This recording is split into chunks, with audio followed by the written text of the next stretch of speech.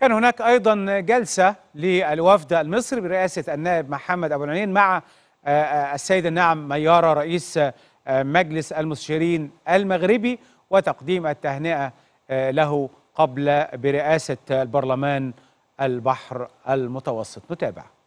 حقيقة الشكر، كل الشكر والتقدير للمغرب حكومة وشعبا وبرلمانا على الحفاوة وعلى التقدير وعلى الترحاب اللي احنا دايما الحقيقة تعودنا عليه خلال كل زياراتنا. أنا سعيد جدا الحقيقة النهاردة، وبحيي وببارك للأخ الناعم ميارة على إجماع الحاضرين على انتخابه. النهاردة عايز أقول لكم نبذة بسيطة عن البام. احنا على مدى ال20 سنة اللي فاتت دي كل انتخاباتنا كلها يعني بمحبة وبالإجماع، وبتيجي مع بعضنا بالتوافق. فالحقيقة المشاير التوافق واضحة وكلنا، ودي يعني صفة من صفات كل مصري عندنا، وصفة من صفات البرلمان المصري.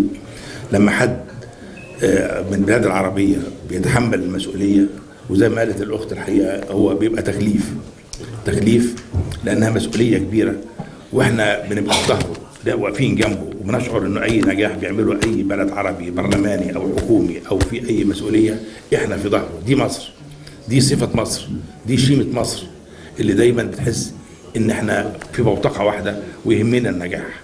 إحنا يهمنا النجاح، ونحس إن هذه المؤسسة بتتطور تطور كبير، تطور دولي عظيم، ونشوف الطموحات الكبيرة اللي احنا اتكلمنا عليها الحقيقة، لأنه على مدى الفترة اللي فاتت دي كلها كانت الطموحات إلى حد كبير طموحات لا ترتقي إلى مطالب الشعوب أو البرلمانات، لكن احنا قدامنا الحقيقة تحديات كبيرة جدا، وخصوصا في الأزمات العالمية اللي بنعيشها، وخصوصا في المرارة اللي بيعيشوها دول حوض المتوسط، سواء كانت في أزمات مالية أو اقتصادية أو حروب أو نزاعات إقليمية.